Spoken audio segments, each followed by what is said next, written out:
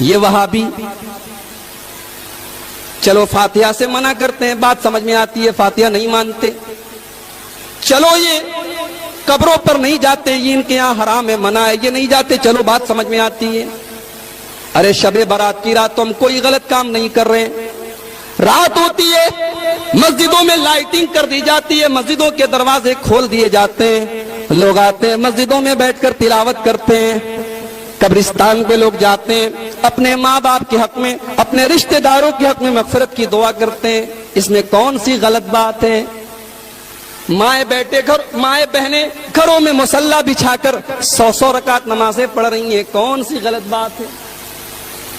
یہ وہابی تو نماز پڑھنے سے بھی منع کر رہے ہیں، یہ وہابی تو قرآن کی تلاوت سے بھی منع کر رہے ہیں، یہ وہابی تو تہجد پڑھنے سے بھی منع کر رہے ہیں، یہ اپنے ماں باپ کے لیے مغفرت کی دعا کرنے سے بھی منع کر رہے ہیں. میرے بھائیوں، اللہ گواہ ہے، ہمیں نہ نماز سے کوئی عداوت ہے، نہ ماں باپ کے لیے مغفرت کی دعا کرنے سے کوئی عداوت ہے، نہ قرآن کی تلاوت سے ہمیں کوئی عداوت ہے. ہمیں عداوت ہے تو ہر اس عمل سے جس عمل کے اوپر جناب محمد الرسول اللہ صلی اللہ علیہ وسلم کی مہر نہ ہو. ہم کہتے ہیں اتنی ہی برکت والی رات تھی تو جیسے میرے نبی رمضان کا آخری عشرہ آتا تھا، حضرت عائشہ کہتی ہیں کان رسول اللہ صلی اللہ علیہ وسلم اذا دخل العشر، جب رمضان کا آخری عشرہ آتا تھا اللہ کے پیارے حبیب احیا لیلہ وایقظ اہلہ وشد مئزرہ، اللہ کے نبی پوری رات جاگا کرتے تھے، اللہ کے نبی کمر کس لیتے تھے، رات برات تہجد کی نماز پڑھا کرتے تھے اور خود بھی پڑھتے تھے، اپنے گھر والوں کو بھی جگایا کرتے تھے. اگر آج کی یہ برکت والی رات ہوتی، اگر آج کی رات کی اتنی امپورٹنس ہوتی، اتنی اہمیت ہوتی، تو میرے نبی نے ایک تو صحیح حدیث ضرور مل گئی ہوتی، ایک دلیل تو ضرور مل گئی ہوتی، ایک صحیح حدیث تو ضرور مل گئی ہوتی کہ میرے نبی نے خود بھی یہ عمل کیا ہوتا اور صحابہ سے بھی کروایا ہوتا، اپنی بیویوں سے بھی کروایا ہوتا. دلیل ملی، کیسی دلیل ملی؟ آئیے ایک حدیث پڑھتا ہوں. ہمارے بغل میں شب برات کی فضیلت میں جلسے ہو رہے ہیں نا، ہر جلسے میں یہ حدیث ضرور پڑھی جاتی ہے. آئیے میں پوری حدیث پڑھتا ہوں. امام ترمذی رحمۃ اللہ علیہ حدیث لائے ہیں. حدثنا احمد بن منیع قال حدثنا يزيد بن هارون قال اخبرنا حجاج بن ارطاط عن يحيى بن ابي كثير عن عروة عن عائشة قالت فقدت رسول الله صلى الله عليه وسلم ليلة فخرجت فإذا هو بالبقيع فقال أكنت تخافين أن يحيف الله عليك ورسوله؟ قلت يا رسول الله إني ظننت أنك أتيت بعض نسائك. فقال إن الله عز وجل ينزل ليلة النصف من شعبان فيغفر لأكثر من عدد شعر غنم كلب. رواہ ترمذی فی کتاب الصوم. میں نے پوری سند کے ساتھ حدیث پڑھی. امام ترمذی روایت کر رہے ہیں حضرت عائشہ سے.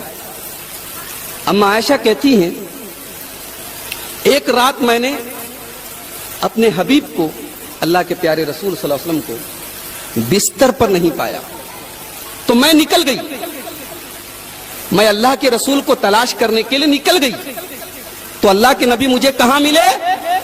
بقیع کے قبرستان میں. کہاں ملے؟ بقیع کے قبرستان میں.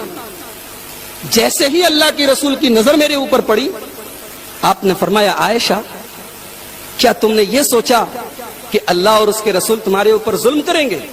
یعنی عائشہ کیا تم نے یہ سوچا کہ باری تو تمہاری تھی، دن تو تمہارا تھا اور میں تمہیں چھوڑ کر کسی اور بیوی کے پاس چلا گیا؟ حضرت عائشہ نے فرمایا نہیں ہے اللہ کے رسول، میں نے سمجھا کہ آپ کسی کام سے، کسی ضرورت سے، کسی غرض سے اپنی کسی بیوی سے ملنے کے لیے گئے ہوں. آپ نے فرمایا عائشہ 15 شعبان کی رات کو اللہ تبارک و تعالی نازل ہوتا ہے، اللہ تبارک و تعالی نازل ہوتا ہے، اللہ تعالی اترتا ہے اور قبیلہ بنو کلب کی بکریوں کے بالوں کی تعداد سے بھی زیادہ لوگوں کی مغفرت کرتا ہے. یہ حدیث شب برات کی فضیلت میں ٹاپ 10 حدیثوں میں سے. اس کو سب سے پہلے پڑھتے ہیں. اس حدیث کو میں نے سند کے ساتھ پڑھا ہے. آئیے ایک بار پھر سند پڑھتا ہوں. امام ترمذی کہتے ہیں حدثنا احمد بن منیع قال حدثنا یزید بن ہارون قال اخبرنا حجاج بن ارطاط ان یحیی بن ابی کثیر ان عروہ عن عائشہ. یہ سند ہے. اس سند میں ایک راوی ہے حجاج بن ابی ارطاط. یہ کس سے روایت کر رہے ہیں؟ یحییٰ بن ابی کثیر سے. اور یحییٰ بن ابی کثیر کس سے روایت کر رہے ہیں؟ عروہ سے. اب امام ترمذی رحمۃ اللہ علیہ اس حدیث پاک کو بیان کرنے کے بعد خود کہتے ہیں سمعت محمدن، میں نے اپنے استاذ محترم امام المحدثین امیر المومنین فی الحدیث سیدنا امام بخاری رحمۃ اللہ علیہ کو یہ فرماتے ہوئے سنا کان یضعف ھذا الحدیث. امام بخاری کہتے ہیں یہ حدیث ضعیف ہے. کون کہہ رہا ہے؟ کون کہہ رہا ہے حدیث ضعیف ہے؟ کوئی یہ نہ کہے کہ وہابی کہہ رہا ہے. کون کہہ رہا ہے؟ بخاری کہہ رہا ہے. امام بخاری کہہ رہے ہیں. اور کعبے کے رب کی قسم، علم حدیث میں جو مقام امام بخاری کو حاصل ہے وہ کسی اور کو حاصل ہے. امام بخاری کسی راوی کے بارے میں کمنٹ کر دیتے ہیں فیہ نظر، اس راوی کی حدیث کو تھوڑا سوچ وچار کر لیا کرو. یہ نہیں کہتے کہ ریجیکٹ کر دو. امام بخاری اگر کسی راوی کے بارے میں صرف اتنا بول دیں فیہ نظر، اس راوی کی حدیث کو سوچ سمجھ کر لیا کرو، تو علماء کا اتفاق ہے، محدثین کا اتفاق ہے، فقہاء کا اتفاق ہے کہ وہ حدیث ریجیکٹیبل ہے، وہ حدیث مردود ہے، وہ حدیث قبول نہیں کی جائے گی، کیونکہ اس کے راوی کے بارے میں امام بخاری کا اتنا زبردست کمنٹ ہے. امام بخاری بول رہے ہیں یہ حدیث ضعیف ہے. اچھا یہ تو سند ہے. اچھا امام بخاری حدیث کو ضعیف بتاتے ہیں، وجہ کیا بتاتے ہیں؟ امام بخاری کہتے ہیں، اور یہ جملہ بھی ترمذی کے اندر موجود ہے، امام بخاری کہتے ہیں اس حدیث میں ایک راوی ہے حجاج بن ابی ارطاط، اس نے یہ حدیث روایت کی ہے یحییٰ بن ابی کثیر سے، جبکہ دونوں کے بیچ میں سما ثابت ہے. اب میں یعنی کہ عبدالغفار سلفی اگر میں کوئی حدیث بیان کروں اور میں کہوں کہ میں نے یہ حدیث مولانا حیات اللہ بنارسی سے سنی ہے یا مولانا ابو القاسم صاحب بنارسی سے سنی ہے، تو لوگ ہنسیں گے، بولیں گے ارے دیکھو یہ جھوٹ بول رہا ہے، یہ جھوٹ بول رہا ہے. مولانا ابو القاسم صاحب بنارسی کب پیدا ہوئی؟ کب انتقال ہوا؟ 1949 میں. یہ 1986 میں پیدا ہوا. یہ بول رہا ہے میں نے حدیث سنا ہے. تو ایسی حدیث کو ریجیکٹ کر دیا جاتا ہے. ایسی حدیث منقطع مانی جاتی ہے جس میں دو راویوں کے بیچ میں ڈس کنیکشن ہو. ایک راوی دوسرے راوی سے روایت کر رہا ہے لیکن دونوں کے بیچ میں سما ثابت نہیں.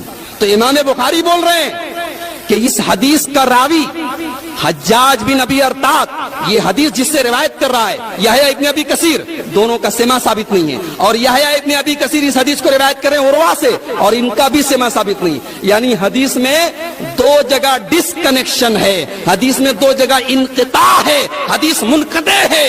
ایک بے بنیاد حدیث کی بنیاد پر ہم شب برات منائیں.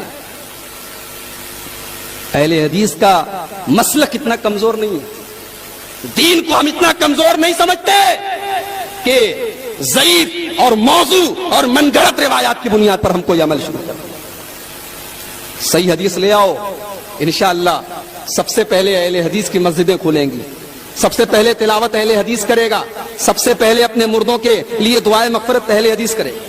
اچھا ایک بڑی عجیب بات حدیث میں دیکھیے، حضرت عائشہ کہتی ہیں کہ میں نے اللہ کے نبی کو بستر پہ نہیں پایا تو میں گئی. کہاں گئی؟ بقیع کے قبرستان میں.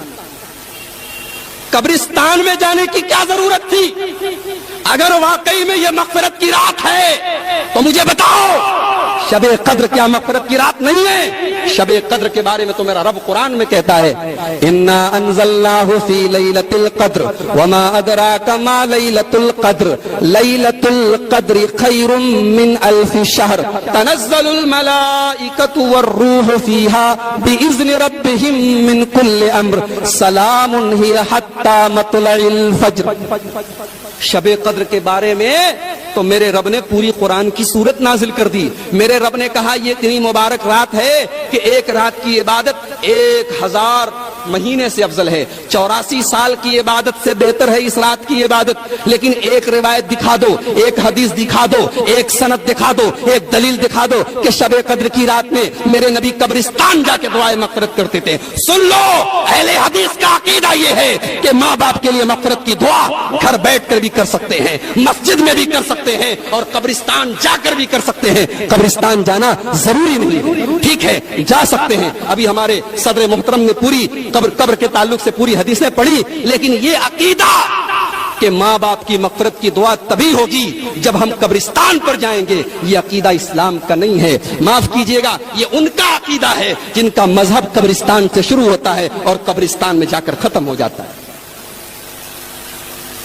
اس رات کا نام شب برات کیوں پڑا جانتے ہیں؟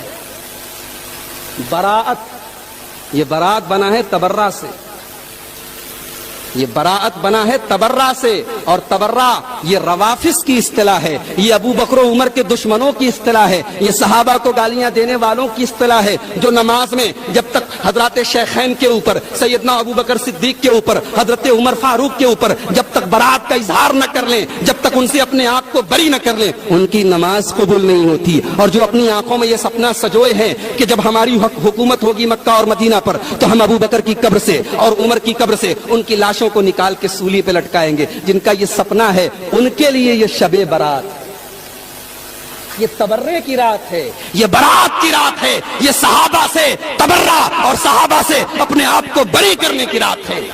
اور جانتے ہو، جا کے دیکھ لو روافض کے یہاں آج کی رات کی بڑی اہمیت ہے۔ ان کے یہاں باقاعدہ رکے لکھے جاتے ہیں، باقاعدہ چٹھیاں لکھی جاتی ہیں، دریاؤں میں ڈالی جاتی ہیں کہ اے امام غائب، اے امام منتظر، اب چلے بھی آؤ کہ زمانہ بڑا خراب ہے، اب چلے بھی آؤ کہ ہم پر بڑا ظلم ہو رہا ہے، اب چلے بھی آؤ کہ اب ضرورت ہے کہ صحابہ کرام کی لاشوں کو نکالا جائے، اب چلے بھی آؤ کہ اب دنیا سے اہل السنہ والجماعت کا کام ختم کیا جائے۔ یہ ان کا عقیدہ ہے، یہ ان کا مسلک ہے۔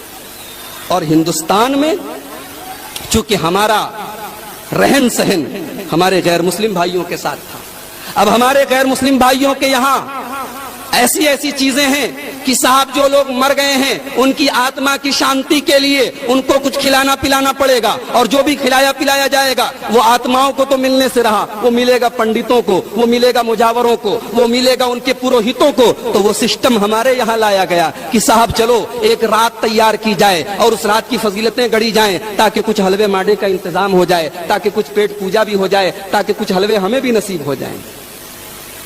اور دلیل کیا دی جاتی ہے کہ جنگ احد کے موقع پر اللہ کے پیارے رسول صلی اللہ علیہ وسلم کا دانت ٹوٹ گیا تھا، آپ کے دندان مبارک شہید ہو گئے تھے۔ ارے عقل کے اندھو، جنگ احد شوال میں ہوئی تھی، یہ 15 شعبان ہے، شعبان اور شوال کے بیچ میں 2 مہینے کا گیپ ہے۔ عید پر تم بھی حلوہ کھاؤ، ہمیں بھی کھلاؤ، ہمیں کوئی اعتراض نہیں، لیکن آج کے دن یہ دراصل نقالی ہے، یہ غیر مسلموں کی مشابہت ہے، اور یہ اس قوم کے ساتھ رہنے سہنے کی وجہ سے یہ چیزیں ہمارے اندر آئی ہیں۔ اہل حدیث کا یہ عقیدہ ہے کہ کوئی عمل اچھا تب تک نہیں ہو سکتا جب تک 2 شرائط نہ پائی جائیں۔ پہلی شرط، عمل خالص اللہ کے لیے کیا جائے، عمل صرف اللہ کے لیے کیا جائے، اس کے اندر ذرہ برابر بھی اگر ریاکاری آ گئی، اگر دکھاوا آ گیا، اگر کسی اور کو خوش کرنے کی نیت آ گئی، ہائے ہائے، اس کی بربادی نہ